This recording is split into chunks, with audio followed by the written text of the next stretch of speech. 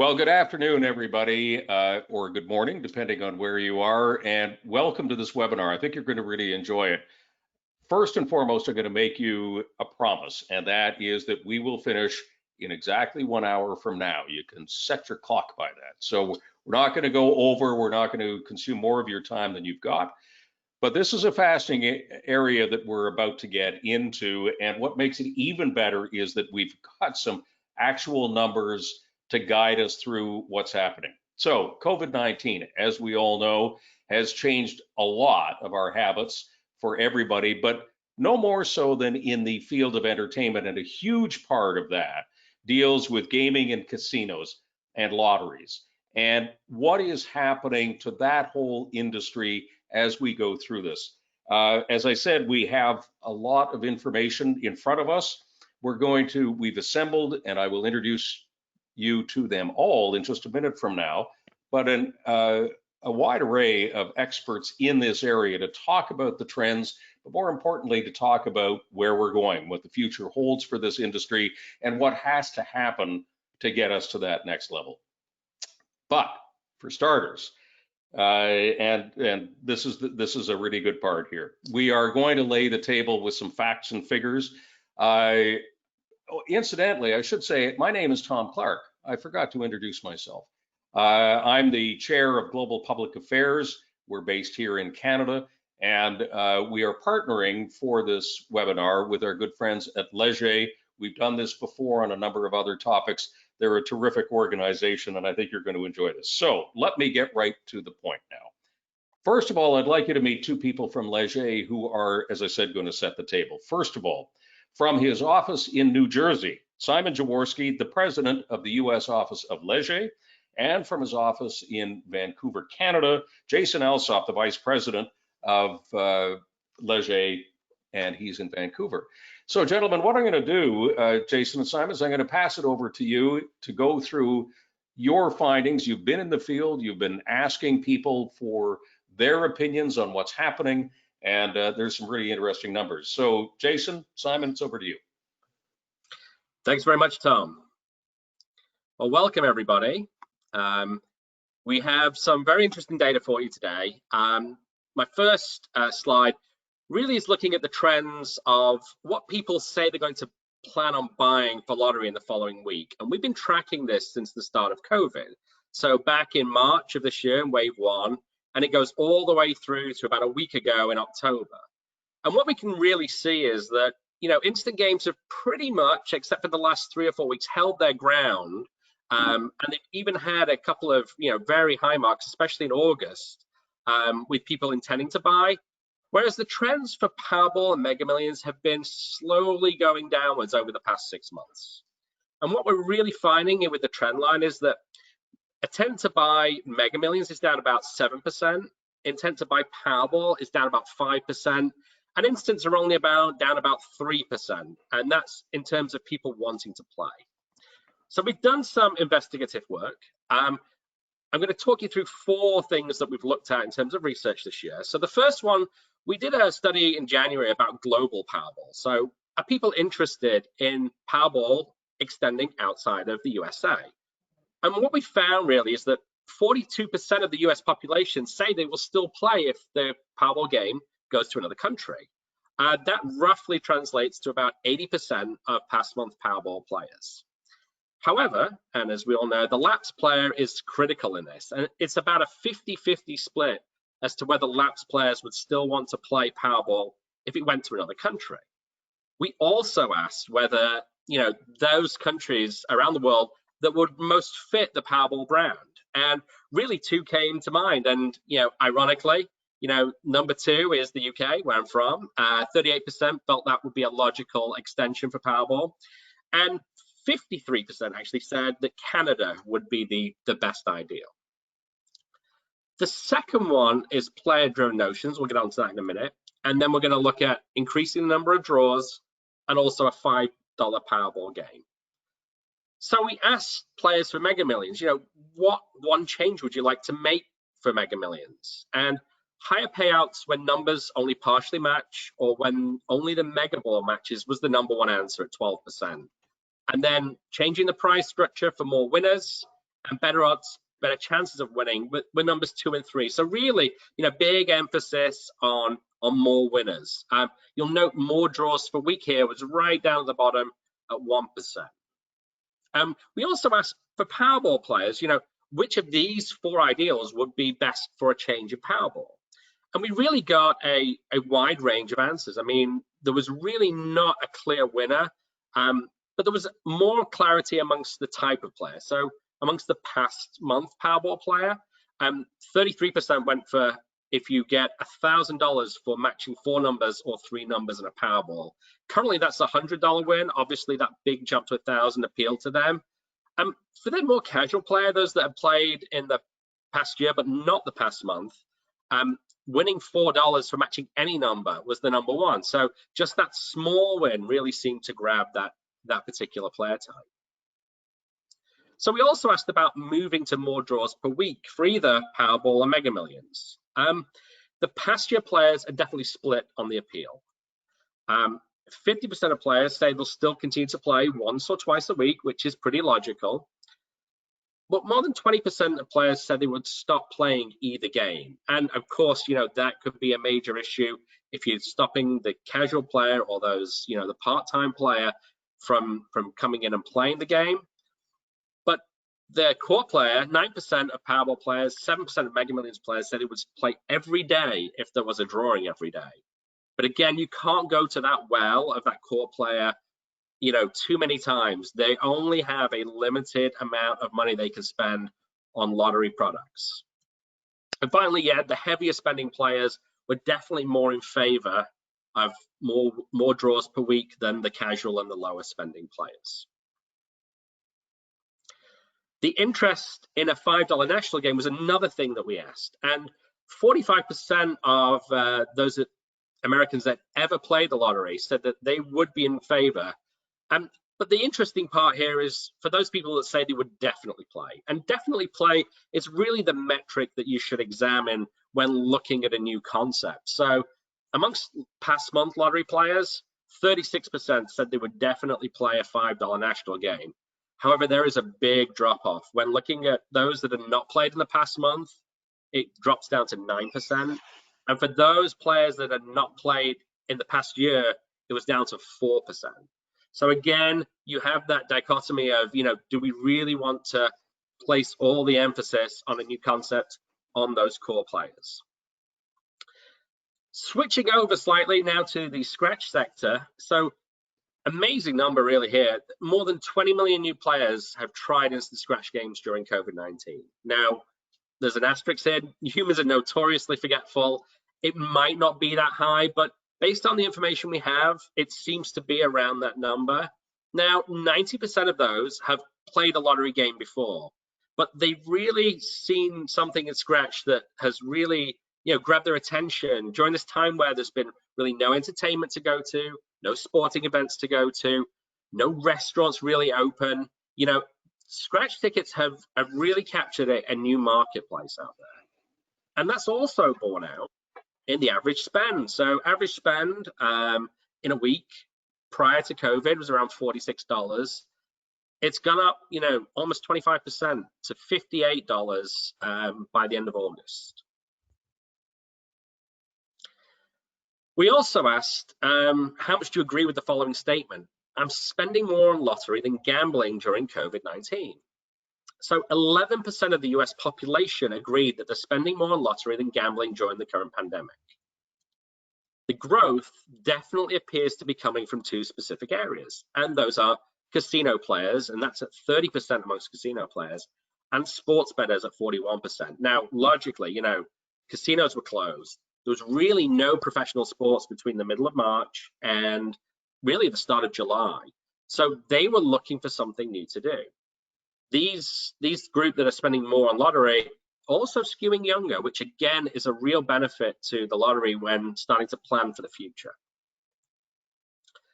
So where have they been going? What's been happening underneath this with these new players? Well, ultimately, if we look here, the $30 and $50 tickets, the favorite scratch ticket was about 5% net of all players, and that was back in May.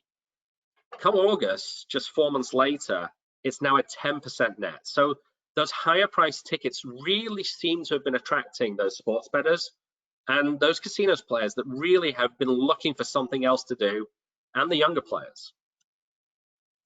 And then there's been other movements within the market that are really helping the lottery's cause, especially on scratch. So, there's been a shift from using more debit and credit now than cash than in prior months. So it's at 52% are now using debit and credit more than cash. Only 11% are using more cash than credit and debit in August of 2020.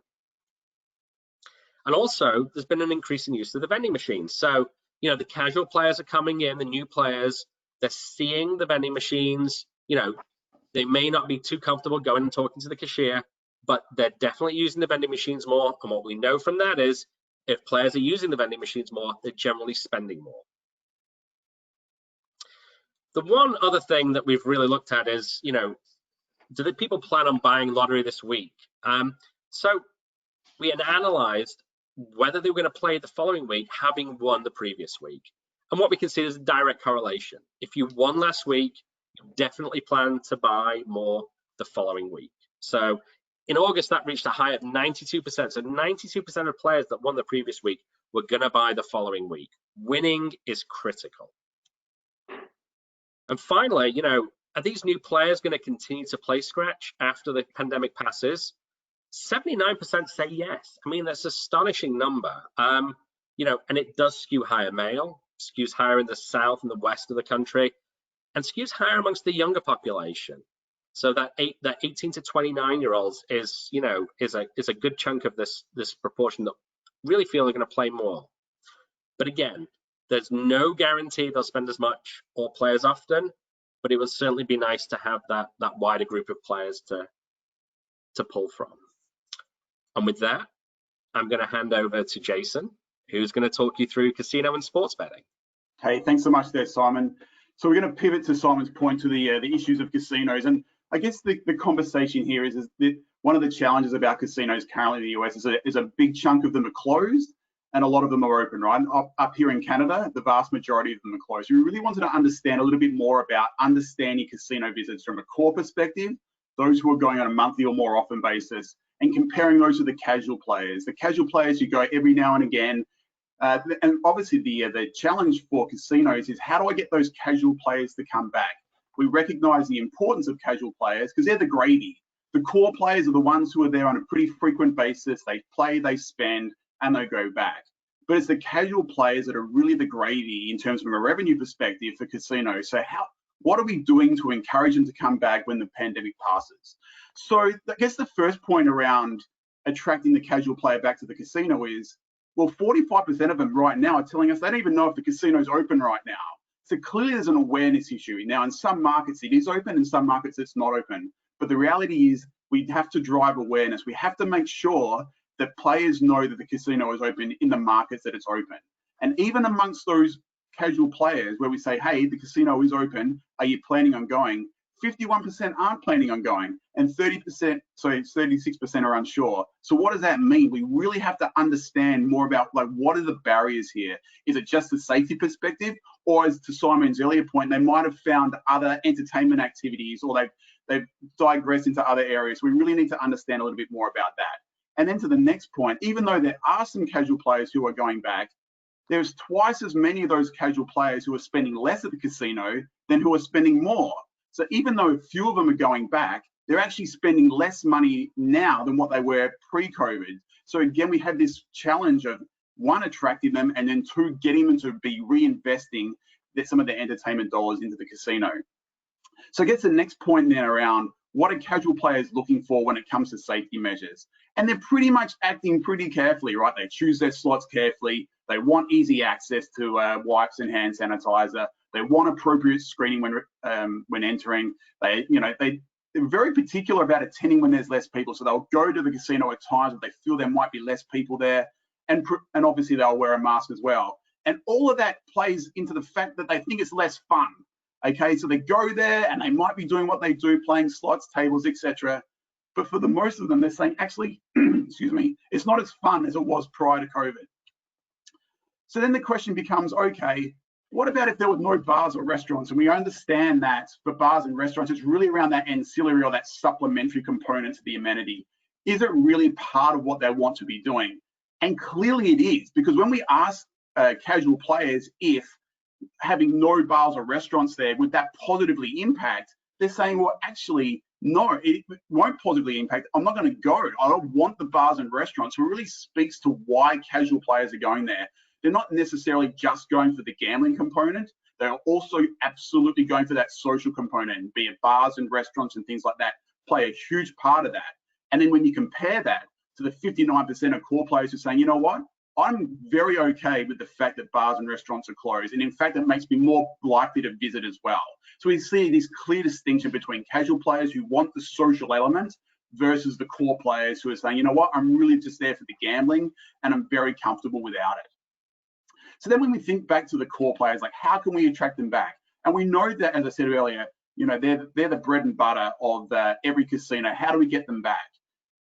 Pleasingly, they're returning to casinos and doing so at a rate that closely mirrors what they were doing before. So if they were going before on a pretty regular basis, for the most part, they're doing that again now and during COVID. Only 10% of them said, hey, I haven't gone back, which is a pretty small number. And pleasingly, you know, before we saw that the casual players are spending, there's more of them spending less than more. That's the complete opposite for the core players. There's 3 times as many core players who indicate they're spending more now during COVID than they were spending less. So spending more now during COVID than they were spending pre-COVID. So it's a really pleasing finding. But again, what are they looking for? And as you can see here, core and casual players don't really differentiate when it comes to safety measures. They're looking for all the same things. They're choosing carefully their slot play. They're attending when there's less people there. They're wearing masks. They want appropriate screening. And obviously, it's less fun. Okay, so this is fine. We understand this. We know we're making some money out of these core players. But is there anything we really need to be concerned about? So we wanted to dig a little bit deeper and understand more about the penetration of online gambling. We recognize that, you know, there is a number of grey market sites out there, and there's also some legal sites out there, but we wanted to understand what is happening in this online space. We recognize that about 10% of the population were gambling online pre-COVID. But during COVID, they jumped to 14%. We see a 40% bump in people out there seeking online gambling options. Okay, and then when we ask them about, okay, well, are you going to continue to gamble online when casinos fully reopen? Yes. Like, you know, 9 in 10 people are saying, you know what, I found online gambling. I'm going to continue to do it. I can do it from my couch. I can do it on the bus. I can do it from wherever I want. I can do it on my phone, and it's really accessible and easy.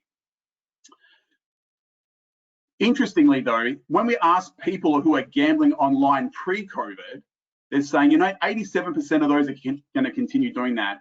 And then when we look at the people who have only just joined, so that 40% bump that we alluded to earlier, when we ask those people if they're going to continue going online, only 2/3 of those. So what does that suggest? Maybe it's a little bit of a, you know, a fix for them in the short term, but still 2/3 of them are interested in continuing that practice moving forward. So as a core player, yes, we're going to get them back. They're going to come back. They're spending more money. We absolutely need to be cognizant of the threat of online gambling from that perspective.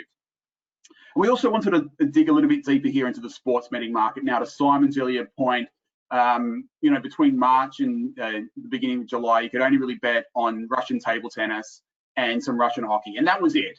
Okay, there was no NHL, no basketball, no football. Even Australian rules football had to go into hibernation there for a little bit of time, which was a little bit disappointing. But we had to find a way forward. And so when we reached back out to them, when sports began to re-emerge, we asked them, and 10% have begun to bet on sports in the past month. And that's really similar data to what we've seen in the past. So again, what it suggests, similar to what we saw earlier with the casino players, is if I'm betting on sports in the past month, you know, i.e. I'm a pretty core bettor on sports, I'm likely to return and do it again. And then by that same token, who are these people? And we see that it skews very much male, female, and it also skews younger as well, which is very similar to other data that's out there. So there's no great surprises here. It's generally younger males who are looking at sports betting. But despite the fact that it is the younger males who are more likely to be gambling, it's the older representation here, those older sports bettors who are actually spending more money, which is a function really, you know, of the life stage and things of that nature. What kind of bets do they want to be participating in? well, obviously it's point spread bet, like, you know, taking unfortunately Dallas to cover the line against Arizona the other night, something like that, versus straight up versus the over-unders and things like that. And then when we look at their favorite bet, it's absolutely spread betting. That's all the stories you read through podcasts and listening to going to different websites and understanding the gambling vernacular. And then in terms of the sports they're currently betting on, we can see it's NFL and NBA, right? Now, NBA is a little bit high, and that's a function of the fact that we collected the data in October. It was right in the middle of NBA finals, followed by hockey and baseball, and even a little bit of European soccer down there. So we can definitely see that there is the cohort of those who are betting on sports today very much mirrors that same cohort from prior to the pandemic. The only major difference here is probably the elevation of NBA in that pantheon, but that's really a function of when the finals were held. And with that, I want to pass it back over to Tom. Jason, Simon, thank you very much. I promised you all that we'd have a pretty good table set for us, and I think that's been done. Leger has done a terrific job, in my view, digging into this. I just wanted to say, just before I introduce the panel to talk about all this stuff, we want to make this as interactive as possible. So please, there's a chat function you can see on your screen. Put in a question, put in a comment. I can see them all, so I will do my very best to incorporate your thoughts and questions into the conversation that we're having. With that, let me introduce you to the people who I'm going to be asking questions of now. First of all, joining us from, well, I think, Anika, you can tell me where you are, but Anika Howard, who's the Vice President, Brand Marketing and Digital for Foxwoods Casinos. Anika, welcome. And where are you right now? Oh, right now I'm in Mashantucket, Connecticut. So it's in right outside of Mystic, East Coast. Okay, yes. Terrific. Steve Lauderser, the Senior Director of Gaming of the Alberta Gaming, Liquor and Cannabis, or the AGLC. Steve, thank you very much, joining us from Alberta.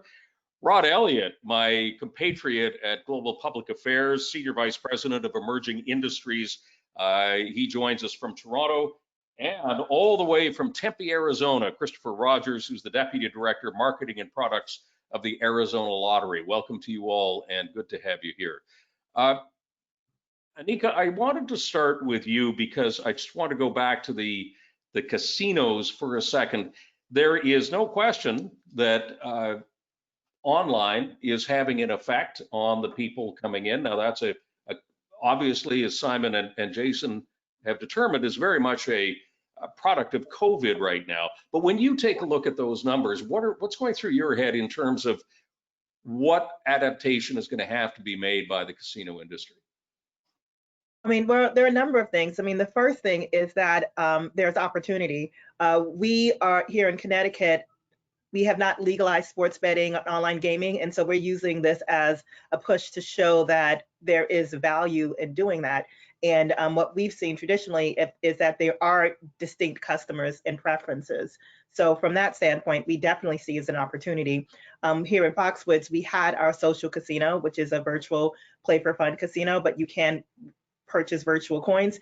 And we saw a significant lift and uptick in new registrations and participation and record revenue, similar to what the other markets that had legalized online sports betting and online gaming saw here in the States. So we definitely see it as additive to the market and an opportunity to grow. Steve, give me an idea. I mean, I know you're more on the lottery side, but give us a bit of a Canadian perspective on the casino situation. I know you're in Alberta, and as we all know in Canada, every jurisdiction is different, the same way it is in the States. But Steve, what did you take out of those numbers? Yeah, it is different in Canada across the country. In Alberta, we've been fortunate enough since mid-June to have the ability to reopen our casinos, and a lot of the themes that showed through in this assessment by Leger have followed suit. The casual player has not necessarily returned to the casino floors in Alberta in big numbers. We've seen a certain skew to the what we would call the core gambler. We can see that both from our loyalty program and from the spend that's occurring from those players. And I think to draw the casual player back into the casinos, it's really about just appealing to their safety, their comfort. Prior to COVID and the closures that happened across the industry, there was a real push in the industry for personal space, banking techniques for slot machines that allowed people more elbow room, always overperformed versus those slot machines that were more tightly compacted. So I really think one of the outcomes of COVID, if you will, on the casino floors of the future will be a real emphasis on delivering personal space. And the other theme that I would add is that you will never replace the experience on a casino floor with an online experience because of the technology. The technology is what people seek. The rumble chairs, the sound packages, the lighting packages that come with a casino experience will never be replicated on a home PC or in your home. So it's really bringing safety and comfort for the player, that personal space, and keep delivering the technology that they know and love. And I believe we'll repatriate the casual player over time. Jason, I just want to go. Sorry, go ahead, Anika. Oh, Tom, I wanted to also elaborate on what Steve talked about. With Foxwoods, we were fortunate enough to be able to open in June as well. And what we saw was a little bit of validation of what Jason's research saw. With Foxwoods, because we have such a large footprint, we have over 9 million square feet. Although we opened, at 25% capacity, we were able to bring back a lot of the additional social elements. So we had bars and restaurants open, we had some shopping and amenities. And so what we saw were that because, like the research showed, these are things that are interesting to that casual player, they came back at a larger number. And our core player, which are skew a little bit older, were a little bit more cautious about coming back. But we did see that joint experience is what's driving that. And so Steve is very accurate in that experience and that social element is not going to necessarily be replaced online. And the last piece of it is that, leaning into that safety message is also very extremely important for us.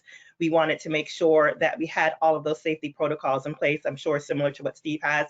So temperature checks, requiring masks, social distancing, enhanced cleaning processes, signage, and really enforcing those things. But the last piece of Jason's research that I thought was very interesting, because we're seeing it in social as well, is that also creates this feeling that it's not as fun. And so people come, but then it's almost like a reminder that they're in a pandemic in some cases. And so we're getting kind of mixed reviews in terms of how people feel when they come. So that's it. Okay. Jason, I just wanted to ask you before we go any further. In your presentation, you were talking about core players versus casual players. And, as I often say, treat me like a toddler and explain to me the difference between the two. Well, I have a lot of practice speaking to toddlers, so I should be well equipped to answer this question. But yeah, core player is someone who goes like on a monthly or more often basis. So they're the person that's going either on a daily or a weekly or a couple of times a month. So we kind of lump them together. We call them the core player. The casual player is the one who might go every couple of months, once a year, that kind of player. And we saw, as I said, that there's probably two-fifths of our casino population are casual players, so about 40% of those who go to a casino are casual, but 60% of our visitors are core players. And so that's the breakdown between core and casual play. Okay, that's great. I just want to jump over to Rod from Global Public Affairs. Rod's coming, well, as you can see from the sign in the background, he comes from Toronto. I apologize to everybody else who follows a different NBA team, but not really, because I'm a Raptors fan too. But Rod, so much of this is outside of the control of the industry, and I'm talking about the reopening. Talk to me a little bit about the public policy issues that are faced on both sides of the borders in all jurisdictions by governments deciding when and how casinos can operate and under what conditions. Yeah, it's a great point, Tom. And I think part of what's going on is we're seeing a tension in public policy between public health experts and public health who are trying to limit interactions.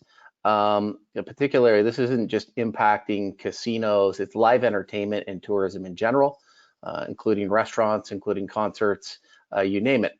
in particular in Canada, with the other tension is around finance. So we've obviously, all governments are starving for revenue right now, and tax revenue, and casinos play a really valuable, and the lotteries play a really valuable role in terms of delivering social services to the provinces and to citizens. Finally, you have in Canada, in particular in Ontario, a lot of our casinos are located along international borders. So with borders closed, what we're really beginning to see is push towards casinos, in particular, drawing from local populations. That's a challenge right now in jurisdictions like Ontario, where, for example, Toronto residents are not being encouraged to travel to Niagara Falls. So, we're seeing this not just in terms of hitting the casinos, but we're seeing all the ancillary businesses around casinos, tourism, lodging, hospitality in general, and it's a tension, and I think governments are really trying to build the plane while flying it at the same time. So we had casinos, for example, reopen in Ontario briefly, and then they were shut down. I want to just switch gears for a minute, and by all means, we can continue talking about casinos, but there were 2 or 3 other areas in this study that I think are worth talking about. And for this next part, Chris, I want to go to you, because we were talking, there's Simon presented his findings, for example, on where lotteries are right now. What's increasing, what's decreasing, what seems to be the thing that is carrying through. From a perspective, from your perspective down in Arizona right now, are you feeling that same type of motion that Simon was pointing out? And if so, does this in any way, do these numbers in any way change your thinking or advance your thinking on how you're going to market this product going forward as we continue to go through COVID? Yeah, absolutely. Well, first, I'd just like to say thank you to Simon and Jason for the data and the information. It's very valuable. It's wonderful to have this information at our fingertips. So I really appreciate you sharing this. What your findings have revealed is very much indicative of what's happening in the Arizona market. Our instant sales are up over the past 12 weeks, 56%, more than 56%, which is significantly higher than other U.S. lotteries by comparison. Our draw category, even though you did point out there are some challenges with some of our draw games, our draw category is up 12%, which is 3 percentage points higher than U.S. lotteries at this point as well too. But I think where I see it is this is all very temporary. It's great that we're getting people over and that we're able to fill a need during this time, but it certainly doesn't take away from what is the experience that you see in other gaming capacities. So I guess the question that I have to ask myself and of our lottery is that how can we continue to engage these new players as they have come over to our platform? And starting in March, we did a tremendous amount of effort around trying to engage the community. Lottery has always stood for giving back to the community. That's what we're here for. That is our purpose and our mission. So we did that in some very interesting ways through social media promotions, through our Players Club promotions, and things of that nature. And that's definitely helped. It's definitely helped on the back end. And we, I look at lottery brand and the Arizona Lottery brand as an opportunity for us to be able to amplify different aspects of our brand. And certainly the giving back aspect was one that we could just sink right into during this time, because obviously it's resonating with people. There are a lot of people out there that are hurting. There are families that are very challenged at this point. So we want to know, we want them to know, we want players to know, and the community at large to know that we're here for them.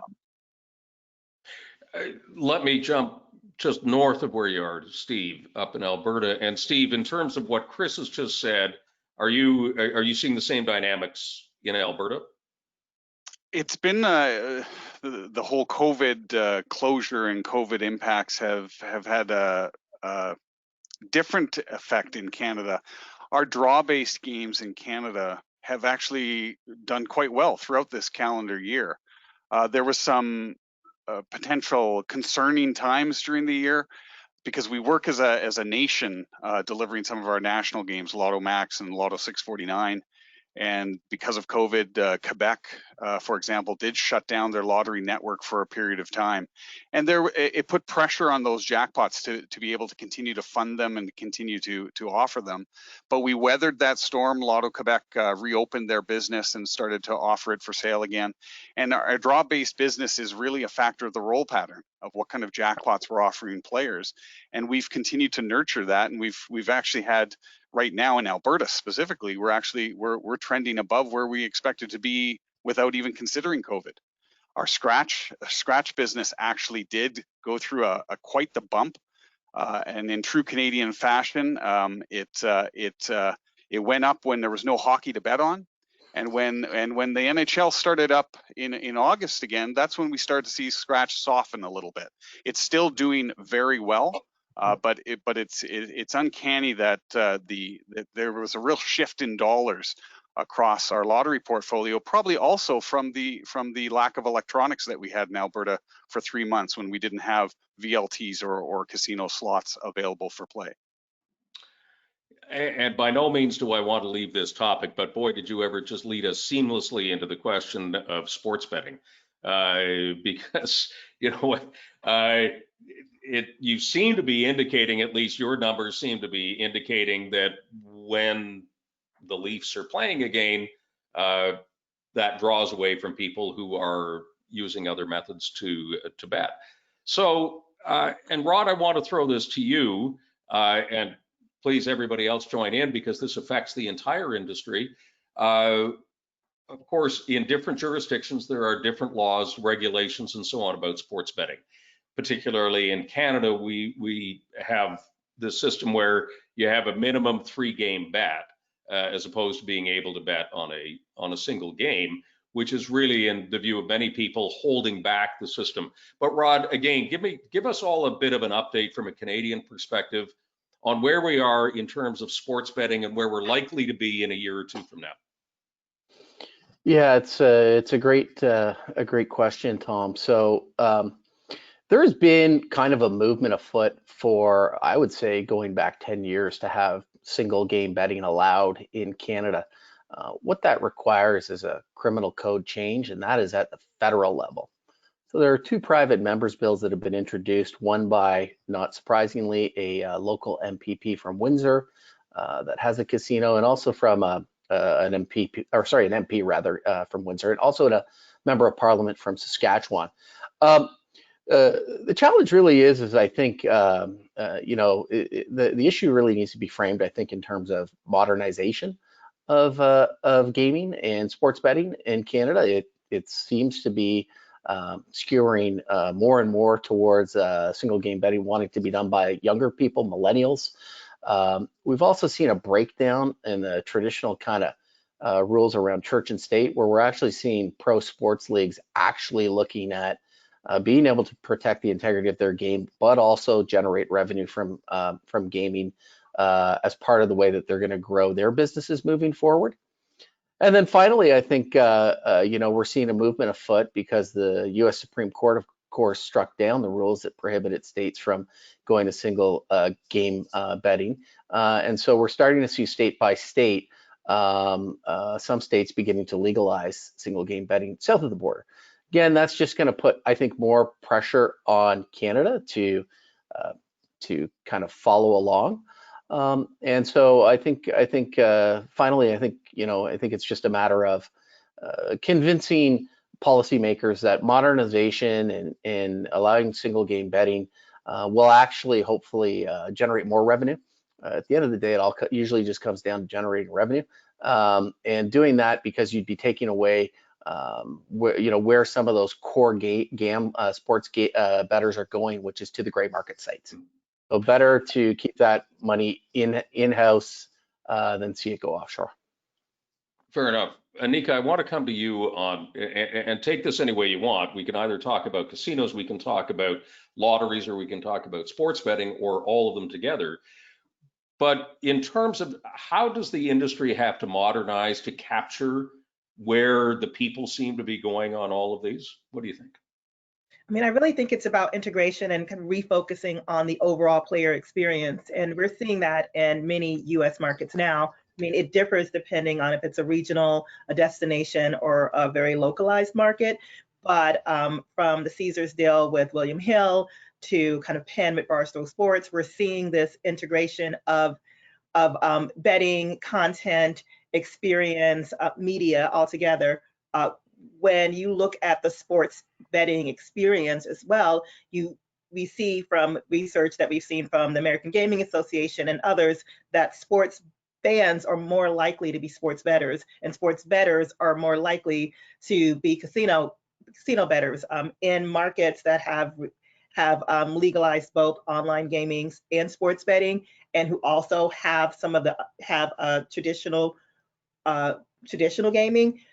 Those companies are seeing, and those operators are seeing a lift. They're seeing a lift in either table or slots, depending on the region, tied to people coming in and making a sports bet. And then also overall online gaming and online sports betting collectively are showing that is that combination almost has a halo effect and generates a much larger percentage of revenue. So in the US, markets that have expanded are seeing that the market is expanding to meet that need.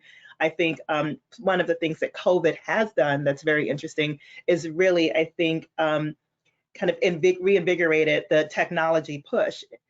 You look at something like QR codes, which many marketers have struggled for years and years and years to get to get players, guests to adopt that. And then overnight, COVID has made that essential. If you're going to a restaurant, that's how you're going to see your menu. If you want to get additional information, now that it's less about we're looking to more cashless and contactless experiences, all of those things are coming together. So I feel like there's going to need to be more of a concerted effort to understand kind of where that intersection is for the player experience and the guest experience, and find the technology solutions and the experiences that help players kind of do the things that they want to do. Because what we're seeing, I think, across the board is that there is still a strong desire for entertainment. There's still a strong desire for casino experiences, both online and on property. And it's really about right sizing and making sure that the players that want to play online have the ability to legally and safely do that. The players that want to come on property feel safe and secure in doing that. So I really feel like the focus is on the guest experience. Okay, and we're going to come back to that in a second. I just wanted to reiterate that for anybody watching this right now, if you want to participate in terms of a comment or a question, please do so, and we will incorporate it in our discussion. But I want to go back to both Simon and Jason, and maybe Simon, I'll put it to you first. What was the one thing, if anything, that surprised you in the numbers that you came across in this survey? Wow. I think ultimately the sheer significant amount of new scratch ticket players was the one big thing. I mean, we've heard stories from Lotteries over the past 3 or 4 months of people going in and buying rolls of tickets just in one shot because they've got nothing else to do. And I think, the numbers that bear this out and the successes that Lottery have had in launching, higher price tickets and really reinvigorating the marketplace, that's probably the biggest one for me, because I think, we have seen this kind of steady decline in terms of play for Mega Millions and Powerball. There's really been no significant jackpots this year. And the games since the $1.5 billion jackpot back in 2017, those games have kind of set a new level. And I think it's been so important to get the scratch side of the business going. And COVID seems to have done that. People had no sports betting for 3 months, casinos were closed, restaurants were closed, people had more disposable income, and they wanted to do something that was fun. They wanted to do something that could get them away from the monotony of their everyday lives being basically confined to your house. And I think, once you've got that player, it's really the big question is, can we keep them? And that's the big finding for me. Jason, I hate to put you on the spot. If you were not at all surprised, then we can move on. But if there was something that stood out to you. It's a great question, Tom. And there is one thing that really stood out to me, and I didn't speak to it a lot today, but there are some regions in the US where casinos are open, and there are obviously some regions in the US where casinos are closed. And if we speak to the regions where the casinos were closed, when we ask the people within that area, amongst those who are looking to go back, would they go back when the casinos reopen? 40% of them indicated they were pretty unlikely to do that. So what does that indicate? It indicates that, as they became used to their new normal, the fact that they couldn't go back to the casino on a regular basis, they found other things to keep themselves occupied. To Simon's point, might have been scratch, it might have been, greater love of doing other things, be it puzzles or whatever. But the reality is they got used to that new normal of not being able to go back to the casino. And so consequently, they sort of pivoted and were more agile and were able to go and do other things and found other things to keep themselves occupied. So that was the thing that really stood out to me, or the surprising finding, because I was of the belief that once they reopened, they'd be like lining up at 12:01 to get in the doors. But there's about 40% who said, you know what, I'm out ski. And I think that's a really important thing to understand. How do we re-attract those players back when the doors reopen in some of those markets? Can I and maybe Chris, I'll send this your way right now, because I think that what's emerging out of these studies and the experiences that everybody is going through right now is the question of modernization, and how do we, whether it's in the lottery section, whether it's in the sports betting, perhaps even more so in the sports betting area.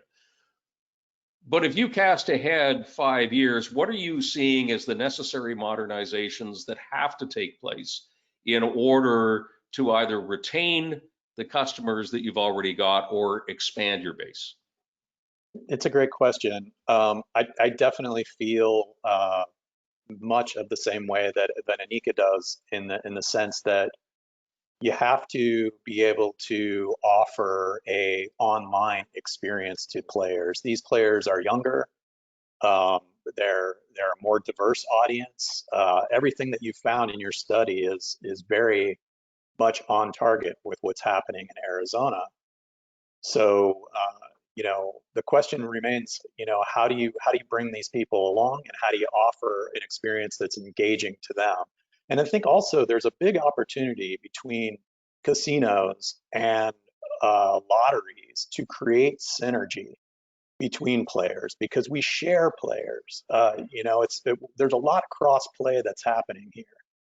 So, how can we create synergy? We've done some small promotions with Blue Water Resort Casino in Lake Havasu that has been great for Arizona, but we're eager to partner with more of them as well too. So, but I do think that going back, it's really about that experience, and how do you meet the need of the online gamer? Some of the points that came out of here were really surprising to me, in terms of that I would have thought that more people would be coming over from casinos to play lottery than sports bettors. Now that might be a smaller group, but I think 4 in 10 sports bettors came over to lottery. So question is what do they like about these products right now, and how are we meeting their need, and how can we continue to do that? There's a question here from the audience, and a good one, because it really kicks off an interesting public policy question. And it's simply this: the poll indicates that 10% of Americans have placed a bet. That's approximately 20 million Americans. Does this number reflect legal betting only? Jason or Simon, do you want to clarify that for us? Yeah, I can take a stab at that. It's a great question. The reality is that it's a combination of the two. I think that, you know, there's obviously some markets where, in jurisdictions where sports betting is legalized in the US, but there's many more where it's not legal. And so this is the big conundrum moving forward. And I think Rod touched on this earlier, right? We have to understand that grey market betting is there just because we can't put our head in the sand and think that just because it's not legal in our state that it's not happening. So the 10% is a combination of the grey market and the legal options. Yeah, and it does seem to me that when you come back to sports betting, and Rod, very quickly on this one, that one of the arguments for, in fact, going to single game betting or making it more accessible to people is that then you are really restricting the amount of money that's going to that gray market or to that black market and putting it more into public hands under public regulation and public scrutiny. And wouldn't that be the public policy argument that one would make, is that, you know, the real advance has to be a way of taking this out of the hands of the gray market people and putting it into public hands?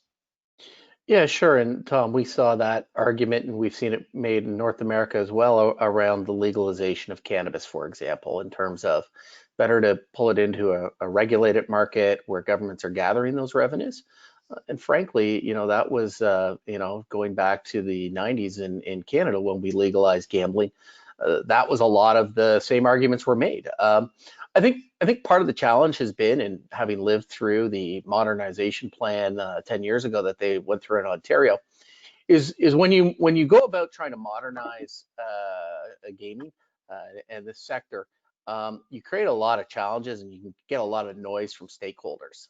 And so oftentimes I think public policy decision makers and frankly politicians have said it's just not worth the headache. You know, we're making good money already. You know, why should we go on a limb and try and make change, for example, to single game betting? You know, I don't want to pass a bill specifically around single game betting. So as we move forward, I think on the modernization front, I think there's two reasons why they're going to have to do it. Number one, because they have no option. You know, we're running record deficits right now all across the board, provincially, federally. And even municipalities are getting dinged. So I think part of the solution is going to be have to be like, look, we have to have these conversations. Now is as good a time as ever to have them. And then frankly, on the federal level, on that criminal code change, you know, I wouldn't look for it to be done as a single bill. It would have to be done, I think, more in terms of an omnibus justice bill. So, you know, rather than putting a flag up and saying we're going to change this particular law, we're changing all sorts of laws. We're modernizing the justice system. Part of that's going to involve having to modernize the rules around gambling. A question that I wanted to throw to Steve and to Anika is, this comes from the audience, and it's a good question. Table games have been affected by COVID. Nobody really wants necessarily to sit shoulder to somebody. Do you see that adjustment continuing after COVID is over, if it's ever over? But what if so, what can casinos do physically to make guests more comfortable in those very closed situations, presumably after COVID, whatever that looks like? Anika, you want to have a quick run at that? Sure. So can you guys hear me? First off, okay, good. There we go. So at Foxwoods, what we've done is we've put basically clear partitions between the different games, and we've limited the number of people per game, and that has been effective. A lot of the players kind of said they actually like, similar to what the research showed, having that little bit of extra space around them. And so I can see at some level some of that possibly continuing. There are games, like for example, for poker, a lot of the poker rooms around the different jurisdictions have not opened because we're still working on ways to safely do that, just because of the amount of time and the close proximity that people have in that space. But I do feel like we've been very inventive in terms of finding ways to allow people to still enjoy table games in a safe and socially distanced way. I think the challenge is that you do lose a little bit of that excitement. So you think about the excitement of a craps game or some of those other games, you lose a little bit of that energy. And I think that was reflected in the research that Jason saw in terms of, once again, that fun component of coming in and having kind of all of that sensory overload of people screaming and kind of and that social element of it. Steve, your perspective on that question. How do we make it, we're talking about modernizing, we're talking about making it more accessible, but for the in-person experience, a lot of people are going to be a little bit shy, even when this thing is over. Yeah, in Alberta again, we reopened our casinos in mid-June, and we only reopened electronics. We did not, the government did not allow for table games to reopen until September. Early September, the government opened that up for our casino operators to start offering tables, and very much like Anika described, barriers were put in place, and a lot of cleaning apparatus was put in place to reassure players that it was a safe and comfortable experience. Having said that, prior to that, while we had the electronics open, we had a real surge in electronic table play. It was very popular, probably the most popular it's ever been in Alberta. And of course, once the traditional tables were reopened, it softened the electronic play. What I would prescribe is that what you'll see in the future is probably more of a hybrid of the two. We have a few deployments in Alberta, and I know they're scattered throughout North America, of these massive stadium experiences where you still have a live dealer dishing the game of the day to a broad selection of seats. And just by nature of the electronics, you have more privacy, you have more personal space again, versus being at a traditional table. I don't think the traditional table will go away because of the social aspects, but I think there's going to be more of a combination of the two. They're going to merge a lot more into the future. Okay. And Steve, I absolutely 100% agree with that. We created a space prior to COVID that has exploded. So we have essentially our play arena. So it's essentially that. It's a stadium, electronic table games with a DJ and some of the other things to try to replicate that excitement.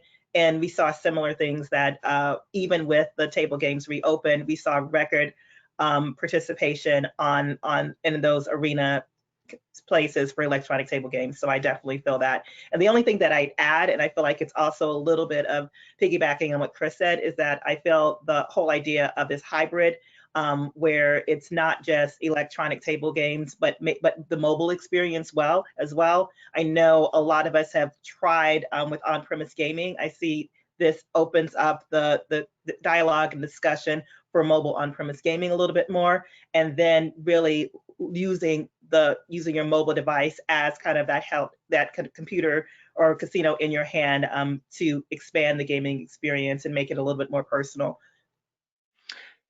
We have got 4 minutes left for me to keep my promise. And so I'm just going to ask each of you, if you could just tell me one thing that is going to be different 5 years from now than it is today, and what will be the most significant single thing that you're anticipating. And Chris, let me start with you.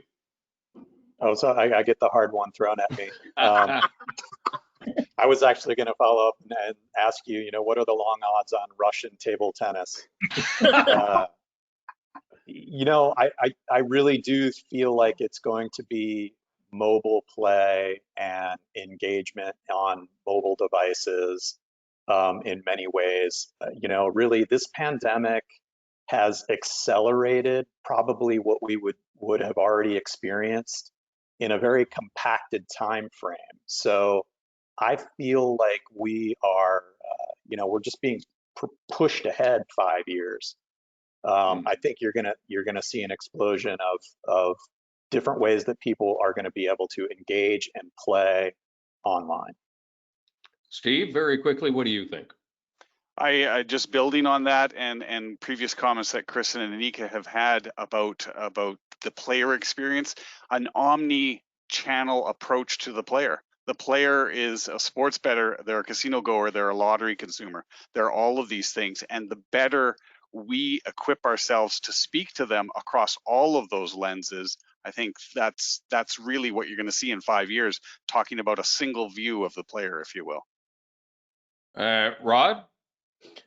Totally agree, and I'll keep it brief. Data, I think better data on individual players, I think, and just technological adoption. I think if anybody has an idea now in terms of they've been percolating in their head in terms of how to move the industry forward, now's the time to start having that discussion. Okay, and I'm going to bring this full circle because I'm going to end this with Jason and Simon, the guys who did the heavy lifting on this subject. If you were to, on the basis of what you've been studying on this and what you expect to happen, what's going to be the biggest thing that is going to happen in this industry in the next 5 years? Start with Jason and with Simon. Sure, I think that there's two elements. I think to Anika's point and Steve's point, they made the point very well. The player experience is critical. But I think the other thing that's really important is, and Steve touched on this, is the viewpoint that the organization has of the player. It's not looking at people as a casino player or a sports bettor or a lottery player or whatever it happens to be. It's that one point of focus and recognizing that those people have multiple touch points within the organization. So a more holistic viewpoint of the player, more so than looking at them through certain silos. I think that's the biggest change that's going to happen in the industry moving forward. Simon, just before you jump in, I realized that the one person I didn't ask yet was Anika. So Anika, Simon is giving you half of his time. Okay, so very quickly, my mobile first, cardless, and cashless. I really feel like everything that everyone's saying is going to be pushed forward by having a mobile first solution that looks at customers holistically and gives the player more control over their overall experience. So back to you, Simon. Simon, last word to you. Yeah, and that rolls exactly into what I feel. So I think every state lottery in the US should have iLottery, and they should have it, within the next year. I mean, if people are sensible about this and they understand that the way the business is going, this should be a no-brainer. It's the same with legalizing sports betting. I mean, this allegedly is the land of the free. But to not be able to bet on a sports game, to not be able to buy a lottery product online, it doesn't seem that way to me. And I think, the sooner that everybody gets together and makes this happen, the better it will be for everybody. It'll be better for the lotteries. It'll be better for the players. And I think, ultimately that's where we need to be. Okay. We've reached the end. We've had a terrific conversation. I just want to thank everybody. Anika Howard, Simon Jaworski, and Jason Alsap from Leger, from our friends and partners at Leger. Steve Lautisher from Alberta, Chris Rogers joining us from Tempe, Arizona, from the Arizona Lottery Commission, and my colleague Roderick Elliott in Toronto from Emerging Industries at Global Public Affairs. Thank you all very much for joining us. I hope that this has been useful to you. It's been fascinating for me. I thank you all and have a great day, everybody. Bye, everyone. Thank you. Thank you.